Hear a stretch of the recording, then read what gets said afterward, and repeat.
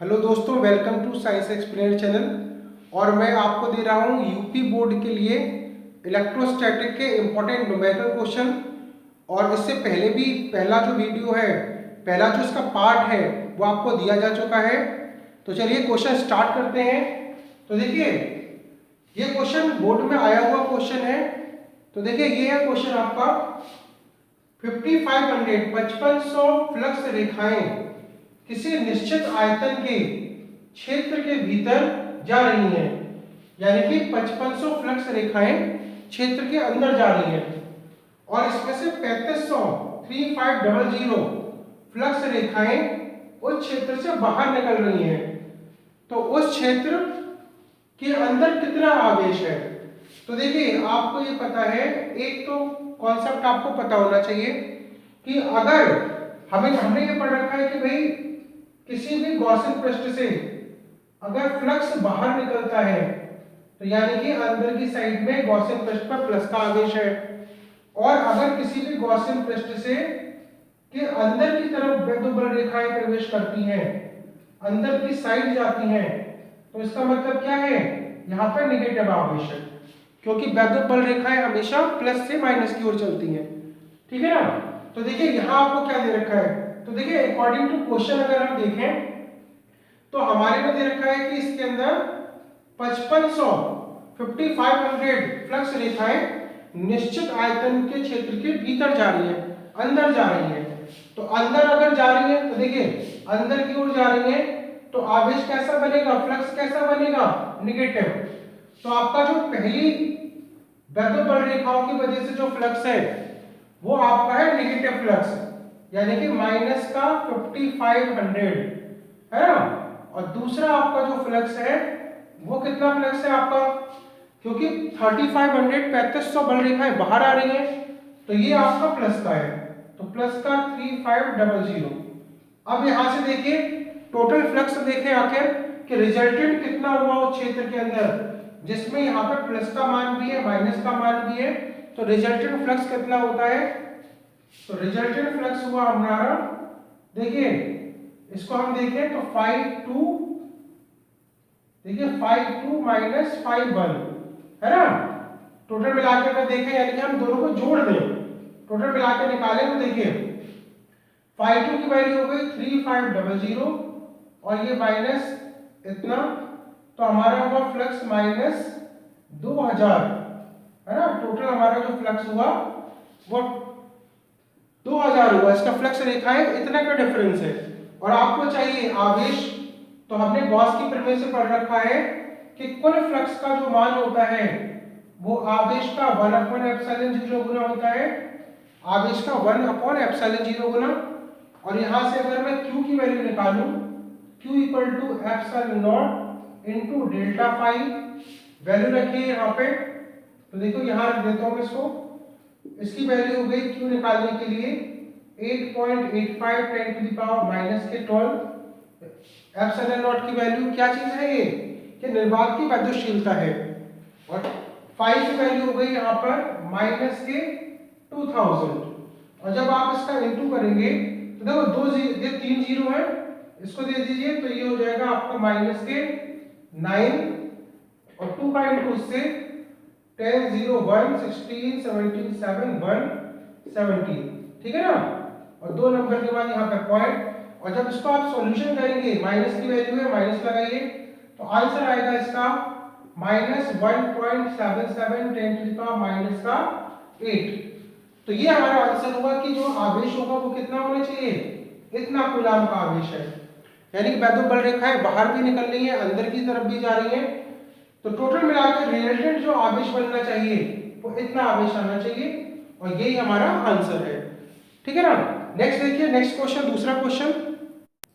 Next देखिए दूसरा question. तो देखिए, ये जो क्वेश्चन मैंने लिया है वो इसलिए लिया है क्योंकि ये जो क्वेश्चन है ये आपके कॉन्सेप्ट को भी क्लियर करेगा, गॉस की जो प्रमेय है उसको समझाएगा ये।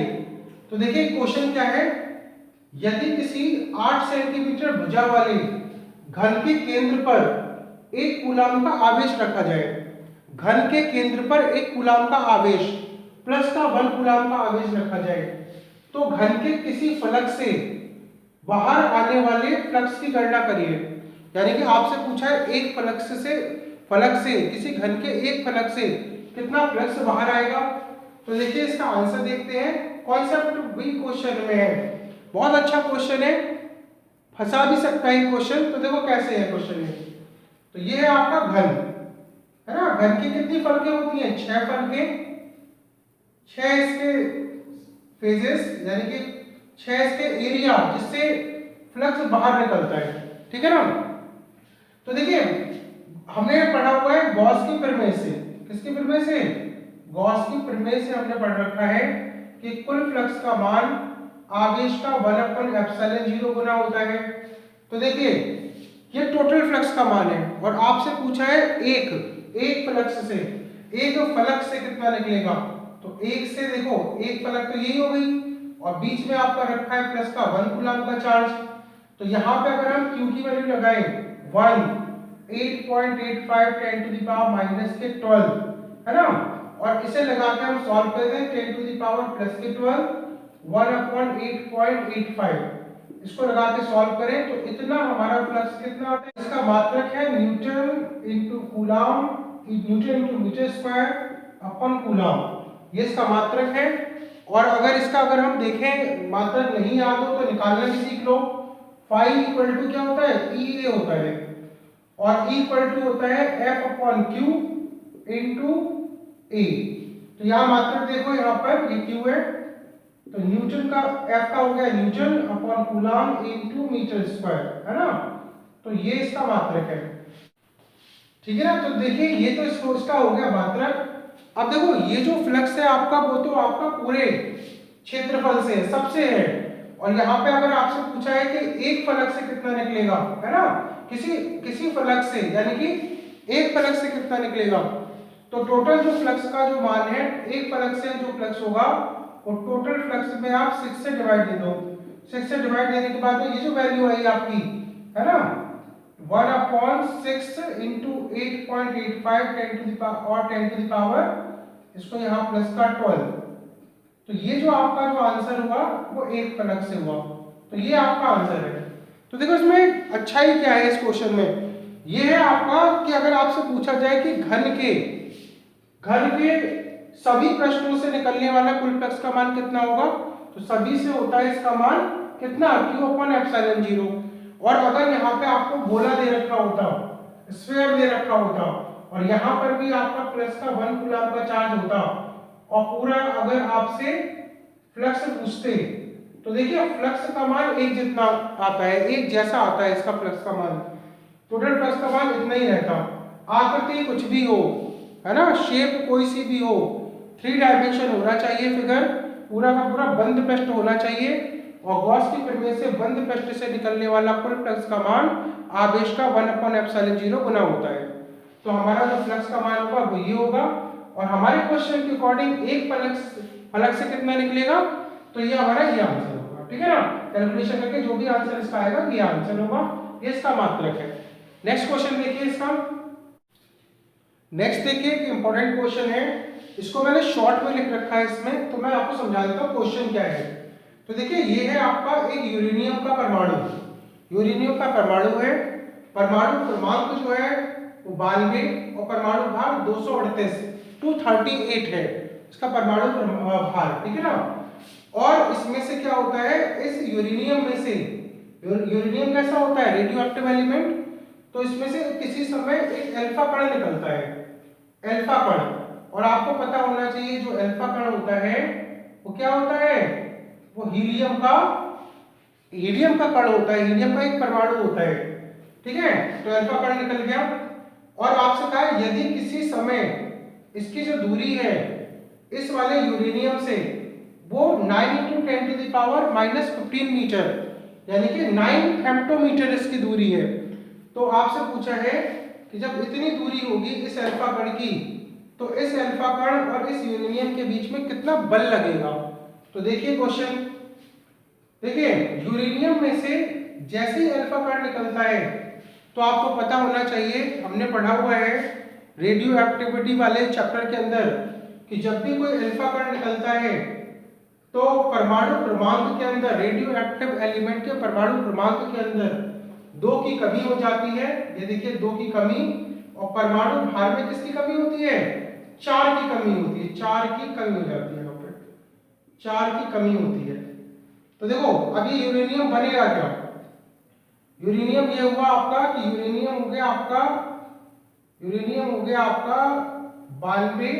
92 से हो गया ये 90, क्योंकि इसमें एक 2 की कमी हो गई परमाणु क्रमांक में, और परमाणु भार हो गया 234, है ना। और यहाँ हो गया अल्फा कण। अल्फा कण क्या है? 2He4, हीलियम का 2He4 ऐसे, है ना। और दूरी आपको दे रखी है 9 × 10⁻⁻15 मीटर। तो देखो परमाणु क्रमांक 90 और परमाणु इसका क्रमांक हो गया 2। तो यहाँ पे अगर इस पे आवेश देखें, यूरेनियम पे आवेश कितना हुआ? तो यहाँ हो गया इस पे आवेश 90 E के बराबर, क्योंकि आपने पढ़ा हुआ है, यहाँ पे मैं लिख देता हूँ Q = Ne होता है ना। तो जब आवेश निकालना होता है तो इलेक्ट्रॉनों की जो संख्या है परमाणु, यहाँ पे देखा जाए तो परमाणु क्रमांक जो है इसका, प्रोटॉनों की संख्या इसका इंटू करके हाँ आवेश निकलेगा इसका। तो यहाँ हो गया n की वैल्यू 90, E का यहाँ पे इंटू कर दिया, तो यूरेनियम पर आवेश हो गया 90 E। और अल्फा पर जो आवेश हो गया, आवेश अल्फा कण पर, हीलियम पर, वो हो गया आपका 2E के बराबर।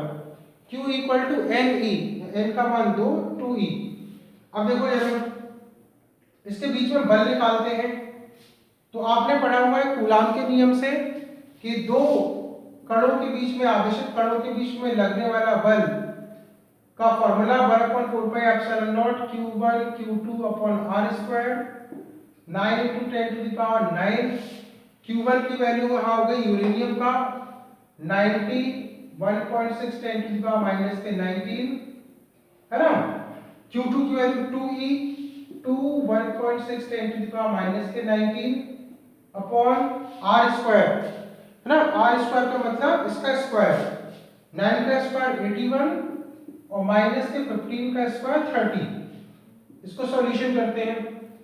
तो सॉल्यूशन देखिए, 9 से ये 9 टाइम कैंसिल, 0 से इसका एक पॉइंट कैंसिल, 9 से 9 कैंसिल, और 16 का इंटू 1.6 से इंटू हुआ तो 2.56 होता है, तो 25.6 इंटू 2, ठीक है, इंटू 2 यहाँ हुआ।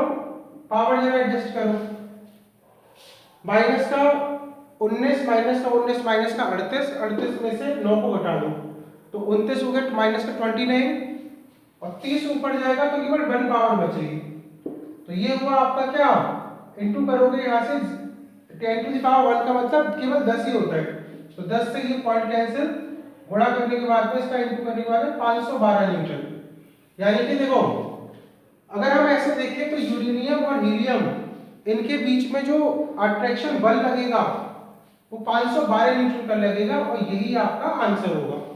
तो ये है इस क्वेश्चन का आंसर, ये कई बार आया हुआ क्वेश्चन है, ठीक है, इसे आप अच्छी तरह देख लीजिएगा। नेक्स्ट क्वेश्चन पे आते हैं। तो देखिए नेक्स्ट क्वेश्चन ये है हमारे पास, एक गॉसियन पृष्ठ के अंदर, है ना, एक गॉसियन पृष्ठ के अंदर 3Q - 2Q Q और प्लस का 2Q आवेश रखे गए हैं। पृष्ठ के अंदर वैद्युत फ्लक्स का मान ज्ञात कीजिए। तो एक गॉसियन पृष्ठ के अंदर, ठीक है, कई चार्जेस रखे हुए हैं। मान लो ये गॉसियन पृष्ठ है और इसके अंदर कितने चार्ज रखे हैं, प्लस का 3Q, माइनस का 2Q चार्ज, प्लस का Q चार्ज और प्लस का 2Q चार्ज रखा है, ठीक है। इस तरीके से चार चार्जेस रखे हैं, 4 आवेश रखे गए हैं। तो कुल फ्लक्स का मान इसमें कितना होगा? तो हमें पता होना चाहिए कुल फ्लक्स का मान गॉस की प्रमेय से ऐसे निकलता है। कुल फ्लक्स का मान क्या होता है, पहला फ्लक्स, दूसरा फ्लक्स, तीसरा फ्लक्स और चौथा फ्लक्स, जोड़ा इसको तो फ्लक्स का फॉर्मूला क्या होता है, Q5 Q/ε0। तो Q1/ε0, Q2/ε0, Q3/ε0, Q4/ε0। ε0 को कॉमन ले लो, यहाँ होगा Q1, Q2, Q3 और यहाँ होगा Q4। और यहाँ पे आवेशों का एल्जेब्रिक सम लगाते हैं। एल्जेब्रिक सम का मतलब प्लस का चार्ज होगा तो प्लस का लगेगा और माइनस का होगा तो माइनस का। तो देखो पहला चार्ज कैसा है यहाँ पे, यहाँ दे रखा है प्लस का 3q, प्लस का 3q और q2 की वैल्यू यहाँ पे माइनस का 2q, माइनस 2q, फिर प्लस का q, माइनस का प्लस का 2q, है ना। तो देखो प्लस प्लस और minus, plus 2q minus 2q cancel, और यहाँ पे देखो 3q aq, तो यहाँ हो गया 4q अपॉन एप्सिलॉन नॉट। तो कुल फ्लक्स का मान कितना होना चाहिए, तो कुल फ्लक्स का मान हमारा है phi equal to, total phi equal to 4q upon epsilon naught. तो ये हमारा इसका टोटल मान, ठीक है ना। तो दोस्तों ये थे आपके कुछ क्वेश्चन, मैं लगातार और भी आपके लिए लगातार क्वेश्चन लेके आता रहूँगा, और जिनको जुड़ना है अपने चैनल से वो चैनल को सब्सक्राइब कर लीजिए, बेल आइकन को प्रेस कर दीजिए, जिससे लगातार आपको इंपॉर्टेंट क्वेश्चन मिलते रहें। Thank you.